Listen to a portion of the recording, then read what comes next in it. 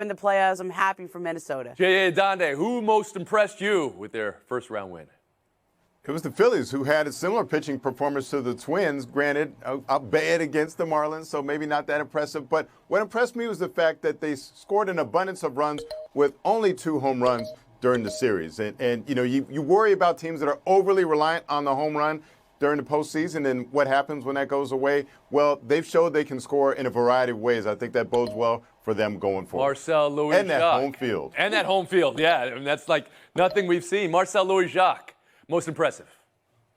I'm going to go with the Texas Rangers. Nobody would have blamed them if they fell apart this season. They lose DeGrom. They lose Scherzer. They lost Seager for a period of time, but they rallied back. And how they ended the season, losing the series to Seattle, who had nothing to play for other than being a spoiler, to go to Tampa, who had the best home record in the AL this year, and sweep them, outscoring them 11-1 in the series. Yeah, give me the Texas Rangers. Frank Isola? Yeah, Texas was in a real-life pennant race, so the way that they finished the season and took care of Tampa, that was impressive. But I think it's the Phillies. Look at the pitching that they had. Zach Wheeler, Aaron Nola, now they're set up against the Braves, where you could probably, you're only going to need 3 pitchers in that next series. One other thing about Minnesota, Robert Flores on MLB Network had a great line. He said the last time they won a series, they beat the A's. The manager for the A's, Philip Seymour Hoffman. Of course, he's referring to Moneyball. Pretty good line. That's good. Wait, did you just mention every team in your answer, Frank? What are we doing here? If I tweak the question a little bit, not just impressive, but most dangerous going forward, Ramona Shelburne, is it still Minnesota for you? No, I can't go. I can't ride that when they're playing the Astros. Yeah. I think it's the Phillies, right? And you look at the matchups in the NL, they're very sneaky in the way that they line up, just like last year with the Phillies and the Braves, and then the Dodgers facing a division rival that they had dominated during the regular season. But it's a young team that has scrappy and has no pressure on them. I think those NL matchups are J.A. really Donde, who is interesting. most dangerous going forward? It looks like the Phillies. I mean, they were equal to the Braves in the latter part of the seasons in a lot of ways. I'm worried about the Diamondbacks going against the Dodgers because they escaped a lot of bases loaded, one-out situations without giving up runs. The Dodgers were second in the league in batting average with runners in scoring position. So I don't think they're going to escape if they get in those situations. And Frank, of course, most dangerous for you is every team that's playing. Yes, you've already answered that question. Okay. Well, let me ask you about disappointment then. Because for Toronto, Milwaukee, Miami, and Tampa, of course, it's hard. You play 162 games, you celebrate for getting in, and then you're out within a blink of an eye. And for Tampa, it has been noticed, the attendance for the team with the best home record of all the teams playing this weekend. That was the lowest attendance we've seen in the playoffs in forever. Those mid-afternoon games are killers. Frank, I go to you for disappointment. Who disappointed you the most? You know what? For me, it's going to be Toronto. And all you analytic people out there, you got Jose Barrios. He's in the 4th inning. It's the game is scoreless. He's pitching well. He walks the leadoff batter, and you're taking him out after 47 pitches. Come on. How about situation? The guy, he's going up against his former team. He's showing all this emotion. 47 pitches. This is when you're managing by analytics and not judging heart and head. Toronto, that was an awful way to go out. Marcel, who's been most disappointing for you? It's got to be Tampa. I'm going to stick with that series. You have the best home record in the American League. You have the best run differential in the American League. The only team to score more runs than you is the team that just skunked you 11-1 at home. So you couple the disappointment with the fact that nobody came to see it. I'm disappointed in the showing from the Tampa Bay Rays. Man. They got to do better than that. Yeah, only 1 run from the team that was second in the American League in runs scored this season. And those crowds, it makes you wonder, I mean, should they build a new stadium? They're talking about it. Or should they relocate, maybe replace the A's in Oakland or maybe Portland, which has been talked about as a Major League Baseball destination? So you're going there. That showing. Big picture based on attendance this. Yes, for these you have to games. wonder about the viability of the franchise in Tampa Bay. That's how dismal it was. Wow. Middle of the afternoon. There was no, I mean, you didn't know the game was going to be played then until a day and a half earlier. And you're, Ramona Shelburne, how Middle about day you? in Minnesota. Okay. I mean, I know they had a good record at home, but they had 19,000 fans for a playoff game. That's the lowest attendance at a playoff game since 1919 in a non-COVID year. That's terrible. And okay, they got 1 run at the end of the game. That snapped a 33-inning postseason scoreless inning streak. That's terrible. Like, after the way this team started and the starting off 13-0, how good they were, but then the mess with Wander Franco, losing Brandon Lowe in the middle of the year, that's just been a disaster in Tampa at the stretch. After it started so promising in April. They were unbeatable, untouchable. All right, we've been horn. We'll move on. Let's talk football. Thursday night football. Bears are down bad. We know it. How they respond after going 0-4 in the loss last week where they went for it and didn't get it. That's one question tonight. And on the other side of the field, Washington, 2-2, and how they come out after they didn't go for it and lost in overtime. This is when Rivera said they were gassed. This team is all gas, no brakes. Riverboat Ron, all gas, no wake. Marcel, what are you watching for? What's at stake tonight? And with a loss, can it possibly be break up the Bears level of situation here? I remember when Riverboat Ron was Riverboat Ron. I don't know what happened there at the end of the Philly game. But defied his nickname. Yeah. What is the point? Is that not still his Twitter, Avi? But either I digress here. I'm watching the Chicago Bears, and you should too, because in America, we care about champions and we care about disasters. And right now, the Chicago Bears are an unmitigated disaster. They lose tonight. That is the end of the Eberflus era. It is. My heart goes out to Justin Fields, though, because I think he is talented. The talent is there. We've seen it over the past couple of years. Coaching has a lot to do with this, and confidence now has to be shot. But on the other side, when I'm watching forward with Washington, I think it was easy to write them off after that Bills blowout. But we saw them bounce back strong against arguably the top 2, top 3 team in the NFL in Philadelphia. I want to see how they respond to a team that they are supposed to beat on paper. That's how you know that the page has officially been turned there in Washington. Yeah, you heard Marcel say it, though, at the start of his answer. If this goes to 0-5, this is a break up the Bears situation. You're in Chicago. How do you see it? Yeah, break is the operative word here, or the past tense, because when I look at Justin Fields, the way he was sitting on the bench after the game as the stadium was clearing out, he looked broken. And he looked like he's wondering, okay, if I just had the best performance of my career, my young NFL career, it still wasn't good enough to beat a team that just got beat by 50 the week before. Can this work?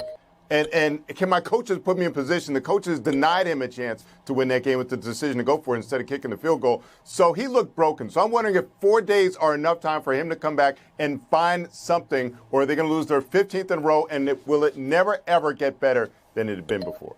Ramona Shelburne, what are you watching for tonight?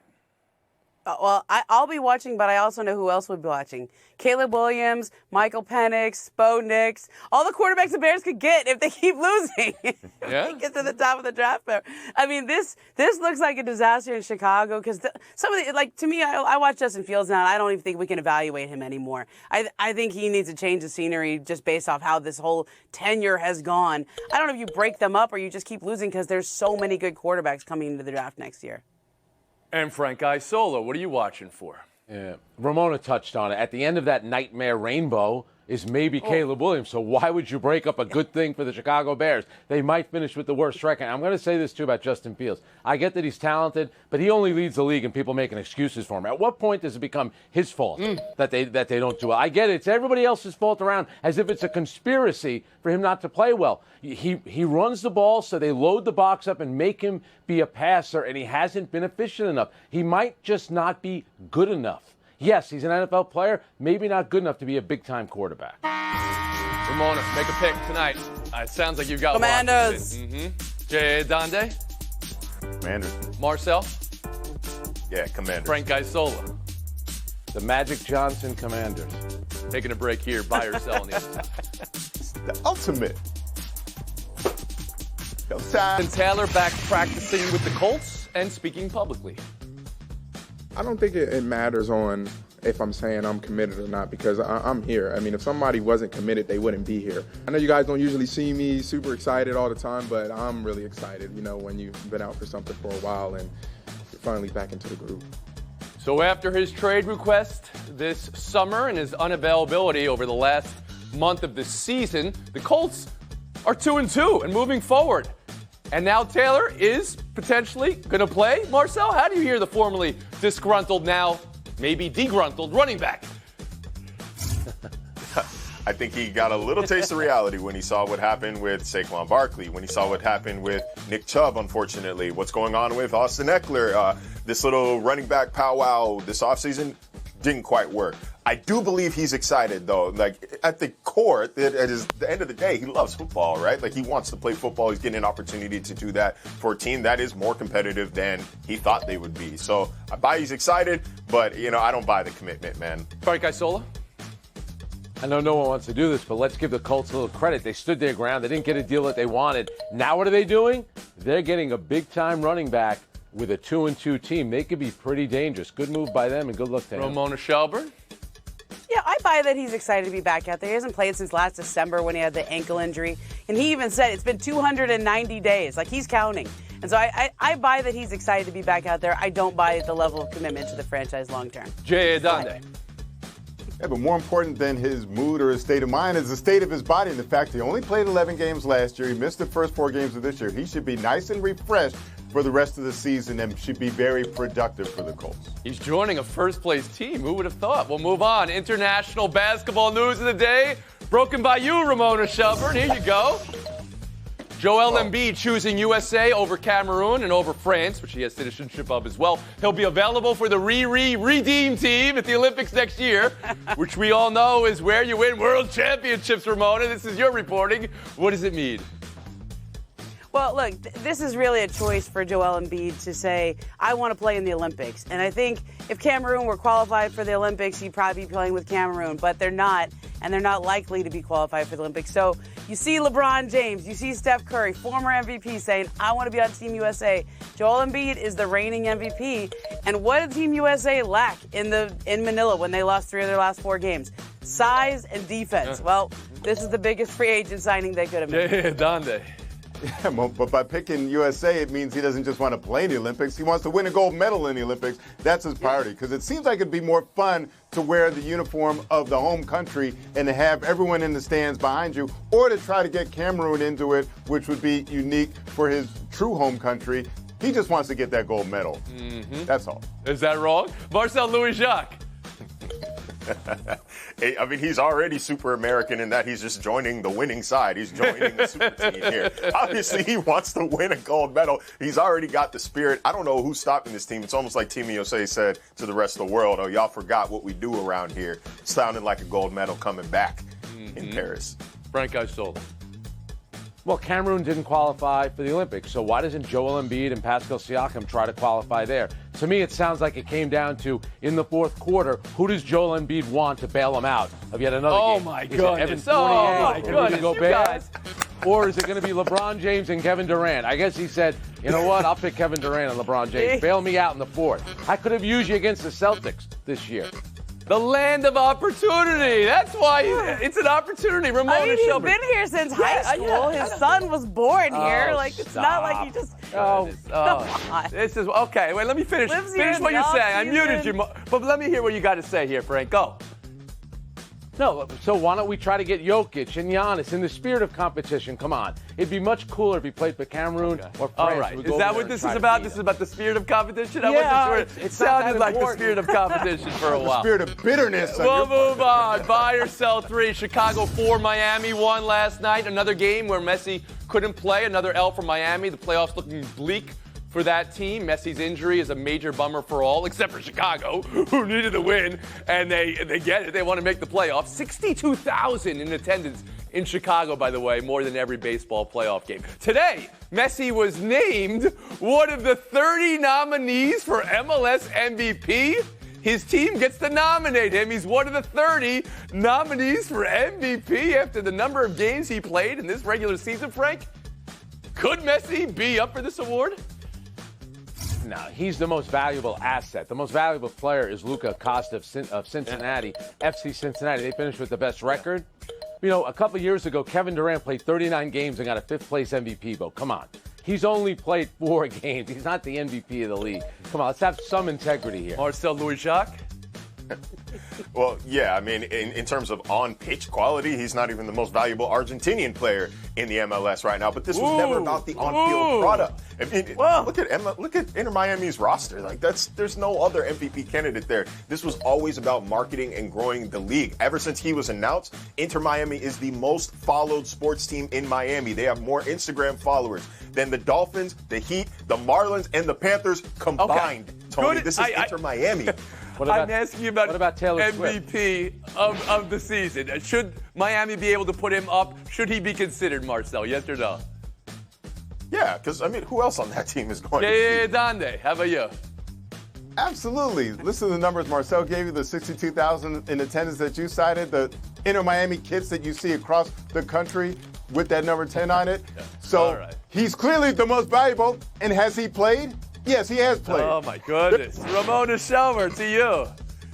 I mean, this isn't the Forbes valuation, right? Like, what am I talking about here? He played in 4 games for 4 MLS games. I know they went 8-4 when he was on the pitch, but those weren't all MLS games. He scored 11 goals in his first 12 games. That was all great, but this isn't the Forbes valuation. I cannot believe we have risen to who has the most Instagram followers in our MVP criteria, Marcel. Value. Oh. Value. It's all right. You got enough to He wants to advance. play with You weren't Messi. where Adonde and where Isola was today. Wow, some hot takes from Frank. That's why we love him.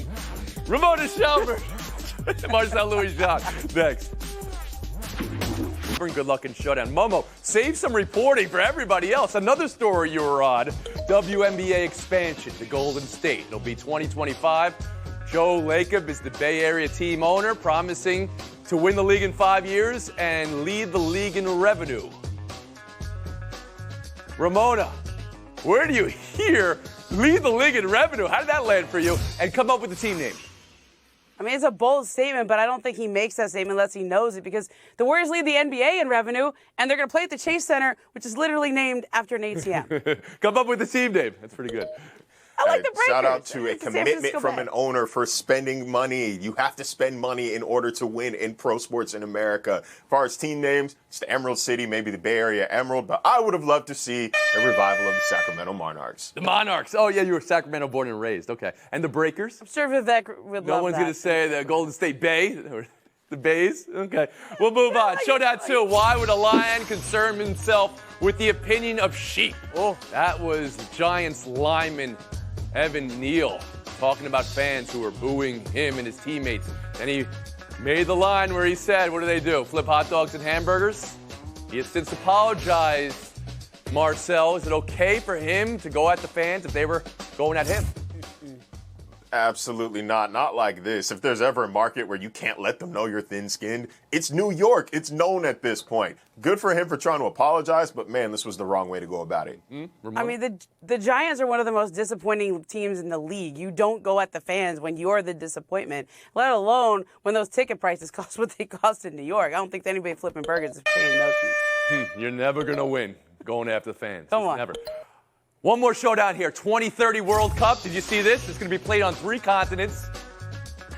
Uruguay, Argentina, and Paraguay will start the tournament. Spain, Portugal, Morocco will finish the tournament. Ramona, does a 6-country, 3-continent worldlier cup make sense?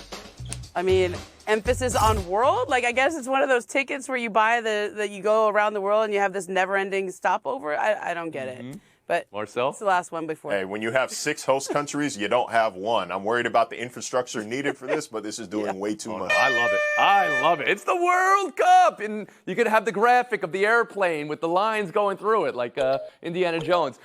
Momo, 30 seconds of FaceTime. Well, Joe Lacob always talks big, right? Joe Lightyear's Lacob, and he says he wants to lead the league in revenue in the WNBA, but he also has a very personal connection to women's basketball. He was part owner of the ABL and the San Jose Lasers back in the 90s, which he lost $10 million on when that league folded. This is something that he wanted to do for his daughters and has always wanted to bring back to the WNBA. Great win today for Ramona Shelburne. Thanks for your time. We're on a 23.5-hour break. We'll see you tomorrow.